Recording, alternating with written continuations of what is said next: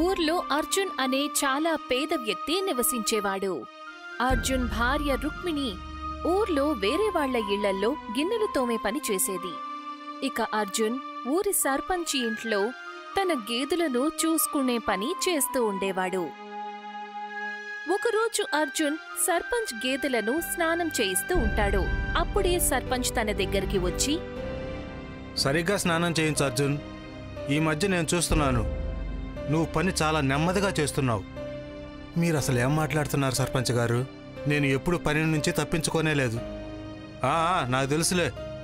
నువ్వు ఎలా మాట్లాడుతున్నావంటే రోజంతా పొలంలో ఎద్దులో పనిచేస్తున్నట్లు మాట్లాడుతున్నావు. నువ్వు ఈ ఎద్దులనే సరిగా చూసుకోలేకపోతున్నావు, కానీ కష్టపడటం గురించి మాట్లాడుతున్నావు. ఆ మాట అని సర్పంచ్ చిరాకు పడుతూ అక్కడ్నుంచి వెళ్ళిపోతాడు. సాయంత్రం అర్జున్ ఇంటికి చేరుకుంటాడు. రుక్మిణి, నాకు చాలా ఆకలిగా ఉంది, త్వరగా భోజనం పెట్టు.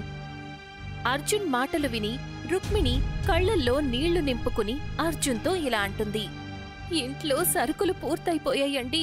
నేను భోజనం ఎక్కడ్నుంచి తీసుకురావాలి? మధ్యాహ్నం నుండి మీకోసమే ఎదురు చూస్తున్నాను. అయితే మరి నువ్వు ముందే ఎందుకు చెప్పలేదు? ఉదయం మీరు పనికి వెళ్ళినప్పుడు నేను మీకు సైగలలో మీతో చెప్పాను, సరుకులు పూర్తయిపోయాయి అని. అంటే దీని అర్థం ఉదయం నుంచి మన బాబు ఆకలితో ఉన్నాడు.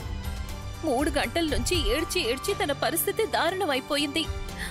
అతి కష్టం మీద తనకి నచ్చ చెప్పి పడుకోబెట్టాను. పాపం చిన్న పిల్లాడు, వాడికేం తెలుసు మన ఆర్థిక పరిస్థితి గురించి.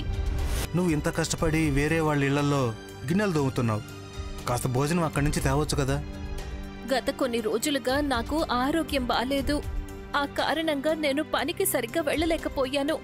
ఏ ఇళ్లల్లో అయితే నేను గిన్నెలు తోముతున్నానో ఆ ప్రతి ఇంటి తలుపు కొట్టి చూశాను, కానీ ఎవరూ ₹1 కూడా ఇవ్వలేదు. పైగా తినడానికి నాకేమీ ఇవ్వలేదు. తన భార్య మాటలు విని అర్జున్ కళ్లల్లో కూడా కన్నీళ్లు వస్తాయి. మరుసటి రోజు అర్జున్ సర్పంచ్ ఇంటికి వెళ్లి సర్పంచ్తో ఇలా అంటాడు, నేను మీతో కాస్త మాట్లాడాలి సర్పంచ్ గారు. చెప్పు. నువ్వు ఖచ్చితంగా డబ్బుల గురించే మాట్లాడతావు. నాకు కొంచెం డబ్బులు చాలా అవసరం. మా ఇంట్లో సరుకులన్నీ ఖాళీ అయిపోయాయి. నిన్న రాత్రి నా భార్య కొడుకు ఆకలితోనే పడుకున్నారు. మీకు తెలుసు కదా, నా గురించి నేను ఎప్పుడూ ఆలోచించను, కానీ నా కుటుంబాన్ని ఎట్టి పరిస్థితుల్లోనూ ఆకలితో చూడలేను. అయితే ఇందులో నేనేం చేయగలను? ఒకవేళ నీ కుటుంబం ఆకలితో చస్తుందంటే నువ్వు వేరే పని ఏదైనా చేసుకో. నేనేమైనా నిన్ను ఇక్కడే ఉండమన్నానా? సర్పంచ్ గారు, మీరు ఈ ఊరికి సర్పంచ్. నేను సాయం కోసం మీ దగ్గరికి రాకపోతే మరి ఇంకెవరి దగ్గరికి వెళ్తాను? సర్పంచ్ అర్జున్తో ఏవైనా చెప్పేలోగా సర్పంచ్ స్నేహితుడు ప్రేమ్పాల్ అక్కడికి వస్తాడు. ప్రేమ్పాల్ అర్జున్ వైపు చూసి ఇలా అంటాడు, నువ్వు చాలా సరిగ్గా చెప్పావు అర్జున్. నువ్వు సాయం కోసం సర్పంచ్ గారి దగ్గరికే రావాలి. చెప్పు, నీకెంత డబ్బు కావాలి? ప్రేమ్పాల్ మాటలు వినగానే అర్జున్ మొహంలో సంతోషం కనిపిస్తుంది. నేను మా ఇంటికి నెల రోజులు సరిపడా సరుకులు కొనడానికి నాకు ఎంత డబ్బు అవసరం అవుతుందో అంత డబ్బే సరిపోతాయి ప్రేమ్పాల్ గారు. అంతకంటే నాకేం అక్కర్లేదు. ప్రేమ్పాల్ సర్పంచ్ వైపు చూసి ఇలా అంటాడు, సర్పంచ్ గారు, అర్జున్కి కొంత డబ్బు ఇవ్వండి. సర్పంచ్ ఇష్టం లేకపోయినా సరే అర్జున్కి కాస్త డబ్బులిస్తాడు. అర్జున్ సంతోషంగా అక్కడ్నుంచి వెళ్ళిపోతాడు. సర్పంచ్ ఎంతో కోపంగా తన స్నేహితుడి వైపు చూసి ఇలా అంటాడు, నువ్వెందుకిలా చేస్తున్నావు ప్రేమ్పాల్? మన స్నేహం గురించి ఆలోచించి నేను మౌనంగా ఉన్నాను. నువ్వు ఈ ఊరికి సర్పంచ్ అయితే అయ్యావు గానీ నువ్వింకా మూర్ఖుడుగానే ఉన్నావు. నాకు నువ్వన్నది ఏం అర్థం కాలేదు. ప్రేమ్పాల్ సర్పంచ్ చెవిలో ఏదో చెప్తాడు. ప్రేమ్పాల్ మాటలు విన్న తరువాత సర్పంచ్ మొహంలో ఒక రహస్యమైన చిరునవ్వు కనిపిస్తుంది. ఇక్కడ అర్జున్ ఎంతో సంతోషంగా తన ఇంటికి వెళ్తాడు. అతను ఎంతో సంతోషంగా ఆ డబ్బులని తన భార్య చేతిలో పెడతాడు. సర్పంచ్ గారి మనసు చాలా మంచిది రుక్మిణి.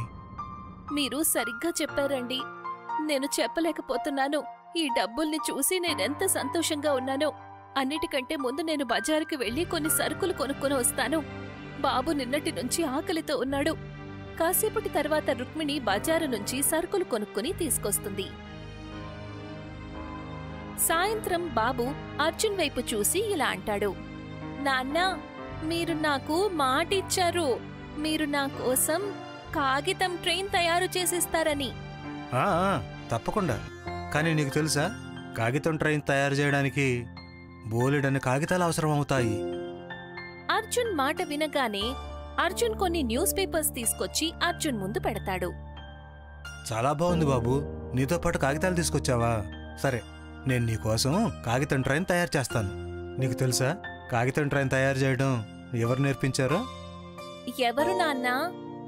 మా తాతగారు. ఆయన కాగితంతో ఎంత అందమైన ట్రైన్ తయారు చేసేవారంటే ఆంగ్లేయులు కూడా చూసి మోసపోయేవారు. అనేవారంట, నువ్వు కాగితంతో తయారు చేసిన ట్రైన్ అయితే నిజమైన ట్రైన్ కన్నా బాగుందని. కాసేపటి తర్వాత అర్జున్ ఎంతో అందమైన కాగితం ట్రైన్ తయారు చేస్తాడు. మున్నా ఆ కాగితం ట్రైన్ ని చూసి చాలా సంతోషిస్తాడు. నాన్నా, మీ ట్రైన్ అయితే నిజంగా అసలైన ట్రైన్ లాగే అనిపిస్తోంది. మొన్న నువ్వు నిజమైన ట్రైన్ ఎప్పుడన్నా చూసావా? మన ఊర్లో ట్రైన్ లేదు కదా? ఆ, నేను చూశాను నాన్నా. పాకా వాళ్ళ ఇంట్లో ఒక పెద్ద టీవీ ఉంది కదా, నేను టీవీ లోపలే ట్రైన్ ని చూశాను. ఆ మాట చెప్పి మున్నా ఆ కాగితం ట్రైన్ ని తీసుకొని ఆడుకోవడానికి వెళ్ళిపోతాడు. అప్పుడే అక్కడికి అర్జున్ భార్య వస్తుంది. మీకైతే తెలుసు కదా, మన ఊర్లో గవర్నమెంట్ తరపు నుంచి కొన్ని రైల్వే విభాగ కర్మచారులు వచ్చారు అని. ఇది చాలా సంతోషకరమైన విషయం. మన ఊరికి రైలు సేవలు లేవు కదా. ఒకవేళ మన ఊరికి రైలు సౌకర్యం వస్తే ఈ ఊర్లో చాలా మార్పులు వస్తాయి. నేను విన్నాను, సర్పంచ్ గారు ఆ గవర్నమెంట్ కర్మచారులను బెదిరించి తరివేశారట. సర్పంచ్ గారు చాలా మంచి వ్యక్తి. ఆయన అలా ఎందుకు చేశారో దీని గురించి నేను ఆయనతో మాట్లాడతాను. అలాగే కొన్ని రోజులు గడిచిపోతాయి. ఒకరోజు సర్పంచ్ ఉన్నట్టుండి తన స్నేహితుడు ప్రేమ్పాల్తో పాటు పశువుల శాలకు వెళ్తాడు. సర్పంచ్ గారు, నా భార్య చెప్పింది కొన్ని రోజుల క్రితం గవర్నమెంట్ తరపు నుంచి కొంతమంది కర్మచారులు వచ్చారట కదా. వాళ్ళు ఇక్కడ రైల్వే స్టేషన్ ఏర్పాటు చేయడానికి ఆలోచన చేస్తున్నారట కదా. నువ్వు విన్నది నిజమే అర్జున్. వాళ్ళందరినీ తరిమేశాను నేను. కానీ మీరు అలా ఎందుకు చేశారు సర్పంచ్ గారు? ఒకవేళ ఇక్కడికి రైల్వే స్టేషన్ వచ్చిందంటే మన ఊరు బాగా అభివృద్ధి చెందుతుంది కదా. దానివల్ల గవర్నమెంట్కి లాభం కలుగుతుంది, నాకు కాదు. ఆ మాట చెప్పి సర్పంచ్ ప్రేమ్పాల్తో పాటు అక్కడి నుంచి వెళ్ళిపోతాడు. సాయంత్రం సర్పంచ్ తన స్నేహితుడు ప్రేమ్పాల్ని తీసుకుని అర్జున్ వాళ్ళ ఇంటికి వెళ్తాడు. సర్పంచ్ గారు, మీరా? సర్పంచ్ మాట్లాడడానికి ముందే తన స్నేహితుడు ప్రేమ్పాల్ నవ్వుతూ అర్జున్ వైపు చూసి ఇలా అంటాడు. నీకు గుర్తుందా అర్జున్, కొన్ని రోజుల క్రితం సర్పంచ్ గారి దగ్గర నుండి భారీ వడ్డీకి డబ్బు తీసుకున్నావు. నువ్వు సమయానికి తిరిగి ఇవ్వలేకపోయావు. అందుకని మాట ప్రకారం నువ్వు ఈ ఇంటిని ఇప్పుడే ఈ క్షణమే ఖాళీ చేయాల్సి ఉంటుంది. మీరు అసలు ఏం మాట్లాడుతున్నారు? నేను సర్పంచ్ గారిని కేవలం సాయం అడిగాను. నేను అందరికి సాయం చేయాలని కంకణమేం కట్టుకోలేదు. నువ్వు తీసుకున్న డబ్బుకి వడ్డీ ఎంత పెరిగిపోయిందంటే 7 జన్మలెత్తినా నువ్వు వాటిని తీర్చలేవు. అందుకని నువ్వు నీ కుటుంబాన్ని తీసుకుని మర్యాదగా ఇక్కడి నుంచి బయలుదేరు, లేకపోతే నేను నిన్ను మెడపట్టి బయటికి గెంటేస్తాను. సర్పంచ్ అర్జున్ని ఇంట్లో ఏ వస్తువు కూడా తీసుకోనివ్వడు. కాని అర్జున్ కొడుకు మున్నా తన కాగితం ట్రైన్ ని తీసుకోవడానికి ఎంతగానో ఏడుస్తాడు. ఈ కాగితం ట్రైన్ వల్ల నాకేంటి లాభం? దాన్ని బజార్లో అమ్మడానికి కూడా వీలవదు. వెళ్ళు, నీ కాగితం ట్రైన్ తీసుకెళ్ళి అడవిలో ఆడుకో. అర్జున్ మున్నాని తీసుకొని తన భార్యతో పాటు ఏడుస్తూ తన ఇంట్లో నుంచి బయలుదేరతాడు. ఒక చెట్టు దగ్గరికి వెళ్లి కూర్చొని ఏడుస్తారు. అర్జున్ ఇంకా రుక్మిణి ఏడుస్తూ ఆ చెట్టు కిందే నిద్రపోతారు. కాని 7 ఏళ్ల మున్నా కాసేపటి తర్వాత అంతా మర్చిపోయి ఆ కాగితం ట్రైన్తో ఆడుకుంటూ ఉంటాడు. అప్పుడే ఆ చెట్టు పక్క నుంచి తనకి తన వయసులోనే ఉన్న ఒక చిన్న అమ్మాయి కనిపిస్తుంది. ఎవరు నువ్వు? నేను ఈ చెట్టుపైనే ఉంటాను. ఏంటి, ఎవరైనా అసలు చెట్టుపైన ఉండగలరా? అదంతా వదిలే, నువ్వు నాకు నీ కాగితం ట్రైన్ ఒకసారి ఇస్తావా? ఎందుకివ్వను? మనమిద్దరం కలిసి ఈ కాగితం ట్రైన్తో ఆడుకోవచ్చు. మున్నా ఇంకా ఆ చిన్న అందమైన అమ్మాయి ఆడుకుంటుంటారు. అప్పుడే రుక్మిణి, అర్జున్ నిద్రలేస్తారు. మున్నా, నువ్వు ఎవరితో ఆడుకుంటున్నావు? అర్జున్ ఆ మాట అంటాడో లేదో అప్పుడే ఉన్నట్టుండి ఒక అందమైన యువతి ఆ చిన్నపిల్ల పక్కకి వచ్చి నిలబడుతుంది. తను నా కూతురు. మా కుటుంబం ఈ చెట్టుపైనే నివసిస్తోంది. నేను చెట్ల మాయా మహారాణి పీడాని.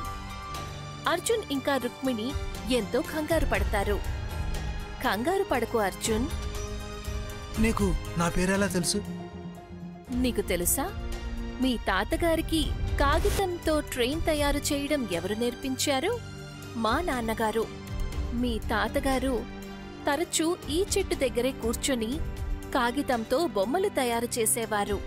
నీకు చాలా అన్యాయం జరిగింది అర్జున్. అర్జున్ కళ్లల్లో కన్నీళ్లు వస్తాయి. నేను మోసపోయాను.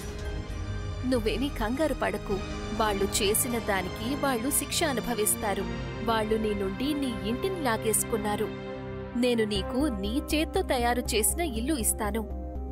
ఆ ఇంట్లో నువ్వు ఉండొచ్చు. పైగా ఎంత డబ్బు సంపాదిస్తావంటే అంత డబ్బు సర్పంచ్ 7 తరాల వరకు సంపాదించలేడు. ఆ మాట చెప్పి అందమైన ఆ స్త్రీ కాగితం ట్రైన్ని దీర్ఘంగా చూస్తుంది. ఉన్నట్టుండి ఒక పెద్ద పేలుడు నీలిరంగు పొగతో ఆ కాగితం ట్రైన్ ఎంతో పెద్దదిగా అందమైన ట్రైన్గా మారిపోతుంది. ఆ అందమైన యువతి ఆ చిన్న పిల్లతో పాటు అక్కడ్నుంచి మాయమైపోతుంది. అర్జున్ తన కుటుంబంతో పాటు ఆ ట్రైన్లోకి ఎప్పుడైతే వెళ్తాడో అప్పుడు ట్రైన్లో ఉన్న దృశ్యాన్ని చూసి వాళ్ల కళ్లను వాళ్లే నమ్మలేకపోతారు. ట్రైన్ లోపల చాలా పెద్ద ఇల్లు ఉంటుంది. ఆ ఇంట్లో అన్ని సుఖ సౌకర్యాలు కూడా ఉంటాయి. ట్రైన్లో యాత్రికులు కూర్చునే అవకాశం కూడా ఉంటుంది. ట్రైన్ లోపలి నుంచి ఒక మాట వినిపిస్తుంది. మీకు చాలా చాలా ధన్యవాదాలు. మీరు ఎక్కడికి వెళ్ళాలి? ఏవండి, భగవంతుడికి మన కన్నీళ్లు చూసి జాలి కలిగినట్టుంది. నువ్వు సరిగా చెప్పావు రుక్మిణి. మనకు భగవంతుడిచ్చిన ఈ వరంతో అందరికి సాయం చేద్దాం. అర్జున్ ఆ ట్రైన్ని ఊరివైపు వెళ్లమని చెప్తాడు. కాసేపట్లోనే ట్రైన్ ఊరివైపు వెళ్తుంది. అర్జున్ ట్రైన్లోంచి బయటికి వచ్చి గట్టిగా అరుస్తాడు. ఎవరైనా పట్నం వరకు వెళ్ళాలనుకుంటున్నారా? ఇక మీకు ఎడ్ల బండిలో వెళ్లాల్సిన అవసరమే లేదు. మీరు ఎక్కడికి వెళ్ళాలనుకుంటే అక్కడికి నా ట్రైన్ మిమ్మల్ని అక్కడికి తీసుకువెళ్తుంది. కాసేపట్లోనే ఊర్లో యాత్రికుల రద్దీ పెరుగుతుంది. అర్జున్ ప్రతి ఒక్కరి దగ్గర చాలా తక్కువ డబ్బు తీసుకుంటాడు. ట్రైన్ యాత్రికులు చెప్పిన చోటికి ఆటోమేటిక్గా వెళ్లి ఆగుతుంది. కొన్ని నెలల్లోనే ఊరి పరిస్థితి మారిపోతుంది. అర్జున్ ఉన్నతిని చూసి సర్పంచ్ ఇంకా ప్రేమ్పాల్ పూర్తిగా కుళ్ళుకుంటారు. నాకు అసలు ఏం అర్థం కావడం లేదు. ఈ చమత్కారం అసలు ఎలా జరిగింది? అదంతా వదిలేయండి సర్పంచ్ గారు. మనం నాశనం వైపు ప్రయాణం చేస్తున్నాం. మన ఎడ్ల బండి ఎక్కడానికి ఎవరూ ఇప్పుడు సిద్ధంగా లేరు. పశువుల్ని కూడా ఇప్పుడు మనమే చూసుకోవాల్సి వస్తుంది. ఒకవేళ ఇది ఇలానే నడుస్తుందంటే మనం ఏదో ఒక రోజున రోడ్డును పడాల్సి ఉంటుంది. అలా ఎటువంటి పరిస్థితుల్లోనూ జరగనివ్వను. అయితే మీరేం చేస్తారు? మీకు తెలుసా, నేను విన్నాను అర్జున్ ట్రైన్లో బంగళా లాంటి అందమైన ఇల్లు కూడా ఉందట. తన ట్రైన్లో ఉన్న ఆ అందమైన ఇంట్లో రాజులా బతుకుతున్నాడట. తన కొడుకు మొన్న తనకు కావాల్సినవన్నీ తన దగ్గరున్నాయి. ఊళ్ళో పిల్లలందరికీ ఉచితంగా బొమ్మలు పంచుతున్నాడట. నువ్వేం కంగారు పడుకు. ఇవాళ మన ఇద్దరం వేషం మార్చుకొని తన ట్రైన్లో ప్రయాణికులుగా వెళదాం. వెళుతున్న ట్రైన్లో నుంచి అర్జున్ను బయటకు నెట్టేసేద్దాం. సర్పంచ్ ఇంకా ప్రేమ్పాల్ వేషం మార్చుకుని అర్జున్ ట్రైన్ లోపలికి వెళ్తారు.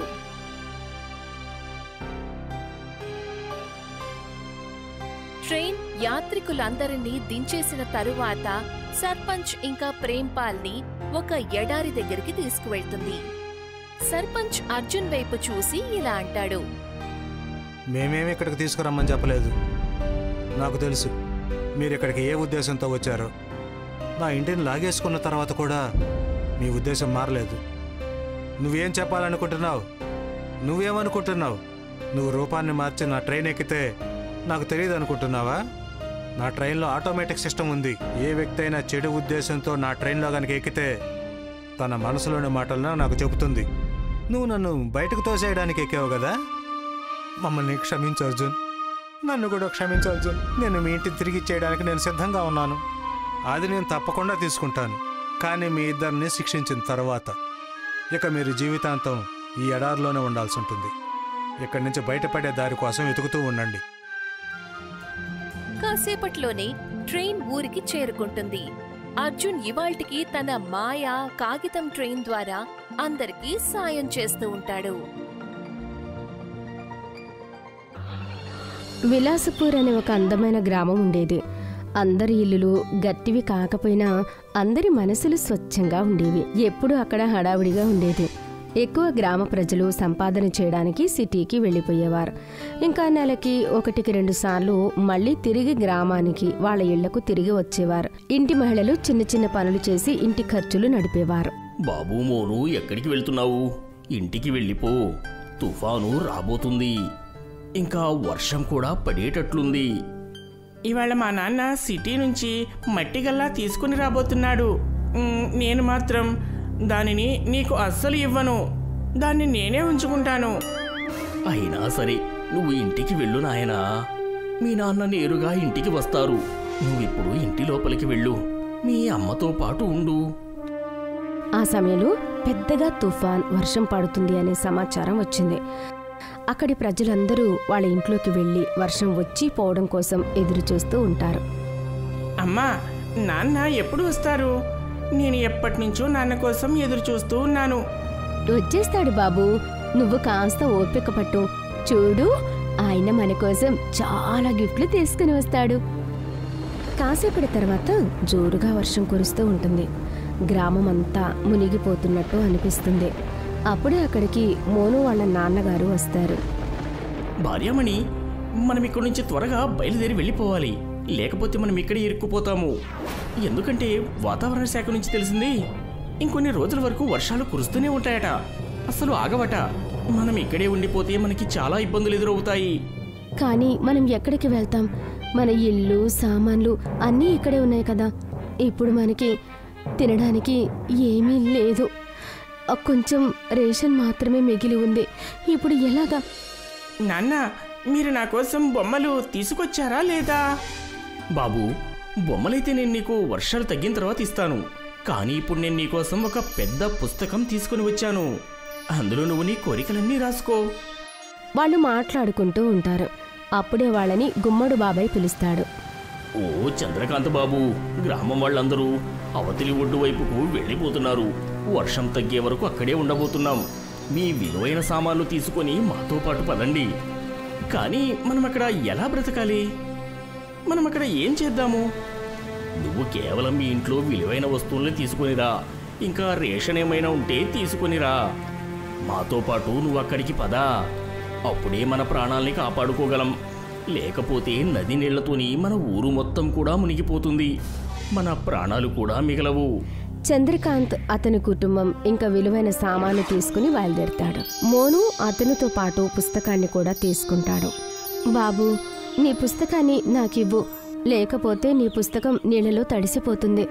సరే అమ్మా. గ్రామంలోని అందరూ గ్రామానికి అవతల వైపుకు వెళ్ళిపోతారు. అందరూ వాళ్ళ దగ్గర ఏవైతే విలువైన సామాను ఉందో అవన్నీ తీసుకుని నది ఒడ్డుకు చేరుకుంటారు. కొంతమంది భోజనం తీసుకుని వస్తారు. నది ఒడ్డున గ్రామ ప్రజలు వర్షం ఆగుతుందేమో అని ఎదురు చూస్తూ ఉంటారు. ఒకరోజు మొత్తం ఆ ఒడ్డునే ఉన్నా కూడా వాళ్ళకి తినడానికి భోజనం మిగల్లేదు, రేషన్ కూడా మిగల్లేదు. నీళ్లు కూడా సమయంతో పాటు పెరిగిపోతూనే ఉంటాయి. ఒకవేళ నీళ్లు ఇలాగే పెరిగిపోతే మనలోని ఎవ్వరూ తప్పించుకోలేరు. మనం స్వయంగా ఇంద్రదేవుణ్ణి ప్రార్థించాలి. ఏదో ఒక ఉపాయం బయటకొస్తుంది. ఎలా అయినా ఇందులో మన తప్పేమీ లేదు కదా. ఇంద్రదేవా, దయ చూపించు. మాతో పాటు పిల్లలు, ముసలివాళ్లు కూడా ఉన్నారు. దయచేసి నీ దయను వాళ్లపైన చూపించు. వాళ్ళ ప్రార్థన విన్న తర్వాత ఒక పెద్ద తేజస్సు వస్తుంది. ఇంకా ఇంద్రదేవుడు ప్రత్యక్షమవుతాడు. ఈ వర్షానికి కారణం స్వయంగా భూలోకవాసులే. అందుకే దానికోసం నేను వర్షాన్ని ఆపి మీపైన దయ చూపించలేను. కానీ మిమ్మల్ని నేను తప్పకుండా కాపాడగలను. మీ పుత్రుని దగ్గర కాగితాల పుస్తకం ఒకటి ఉంది. ఆ పుస్తకంలోని కాగితాలతోని ఎన్నిళ్ళు తయారు చేస్తాడో అవన్నీ పెద్దగా అవుతాయి. అవి తడిసిపోవు కూడాను. అలా చెప్పి ఇంద్రదేవుడు అక్కడి నుంచి వెళ్ళిపోతాడు. ఆ తర్వాత మోను ఆ కాగితాలతో చాలా ఇళ్లను తయారు చేస్తాడు. వాటిని కింద పెట్టగానే అవి చూస్తూనే పెద్ద పెద్ద కాగితాల ఇల్లులాగా మారిపోతాయి. విలాస్పూర్ గ్రామ ప్రజలందరూ ఆ కాగితాల ఇంట్లోనే ఉంటారు. వర్షం ఇప్పుడు కూడా జోరుగా కురుస్తూనే ఉంటుంది. అమ్మా, నాకు చాలా ఆకలిగా ఉందమ్మా. తినడానికి ఏదైనా ఉంటే పెట్టు. వర్షం ఇంత ఎక్కువగా పడుతుంది, మన దగ్గర తినడానికి కూడా ఏమీ లేదు. మనం పిల్లాడి కడుపు నింపడానికి ఏం తయారు చేసి ఇవ్వాలి?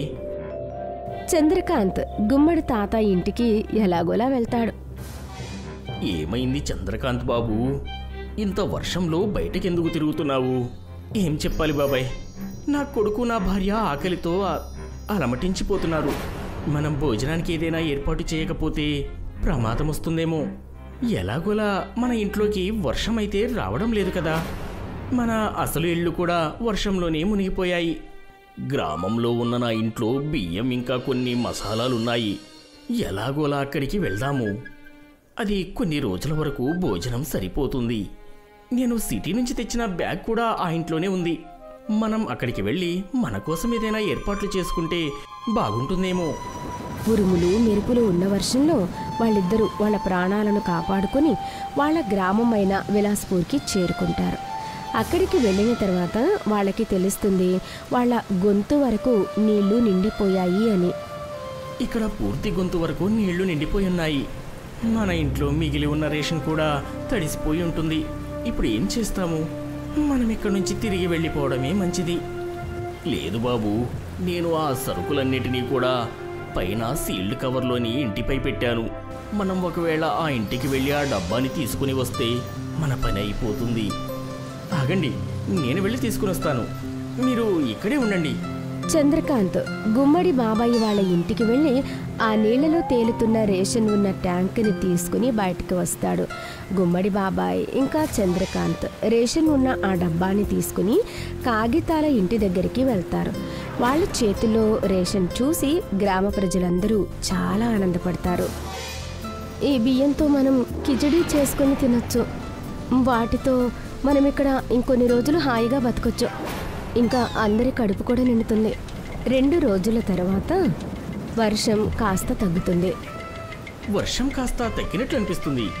ఒకవేళ పూర్తిగా తగ్గిపోతే మన గ్రామ ప్రజలందరూ మళ్ళీ వెళ్ళిపోవచ్చు. వర్షమంతా ఆగిపోతుంది. గ్రామ ప్రజలందరూ చాలా ఆనందపడతారు. వర్షం ఆగిపోయిన వెంటనే కాగితాల ఇల్లులు అన్నీ ఇంద్రదేవుడు చెప్పిన ప్రకారంగానే మాయమైపోతాయి. అందరూ వాళ్ళ గ్రామమైన విలాస్పూర్కి వెళ్ళి నీళ్లు తక్కువ అవడం కోసం ఎదురు చూస్తూ ఉంటారు. అరే చూడు, మన ఇల్లు దృఢంగా లేకపోయినా వర్షంలో అయితే తడవలేదు. ఇది ఖచ్చితంగా ఇంద్రదేవుడి మహిమనే. నేను ఇప్పుడు అసలైన మన ఇంట్లోనే ఉంటాను. బాబు, ఎప్పుడు నువ్వు ఇక్కడే ఉంటావు. గ్రామ ప్రజలందరూ వాళ్ళ ఇంటిని సురక్షితంగా చూసి ఆనందంగా వాళ్ళ ఇంట్లో ఉంటారు.